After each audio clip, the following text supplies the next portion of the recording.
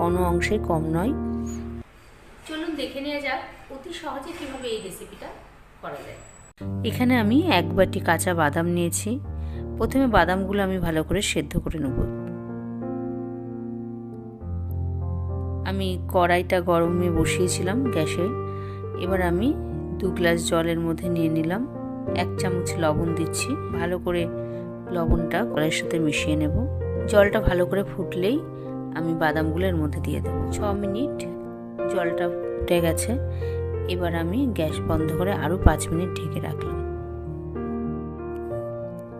5 minute পর ঢাকনা সরিয়ে বাদামগুলো জল থেকে ছেঁকে তুলে নেব। সমস্ত বাদাম জল থেকে ছেঁকে তুলে নেওয়া হয়ে গেছে। এবার একটা শুকনো তাওয়ালে বাদামগুলো ছড়িয়ে দেবো ঠান্ডা হওয়ার জন্য। এবার বাদাম ভাজার জন্য এখানে আমি কড়াইতে 1 বাটি লবণ নিয়ে নিয়েছি। লবণটা ভালো গরম হয়ে গেছে। এবার বাদামগুলো আমি লবণের মধ্যে ছেড়ে দিচ্ছি। বাদামের গায়ে যেহেতু জল লেগে আছে তাই লবণগুলো কিন্তু খুব ভালোভাবে বাদামের সাথে আটকে যাবে। এবার আমি বাদামগুলো ছেঁকে তুলে নিচ্ছি। বাদাম ভাজার প্রসেসটা কিন্তু আমি লো স্টিমে করেছি। বেশি স্টিম দিলে বাদামগুলো পুড়ে যাবে। এবার তাওয়ালে ঢেলে নিয়েছি। ঠান্ডা করে নিয়ে এবার আমি খোসা ছাড়িয়ে নিচ্ছি।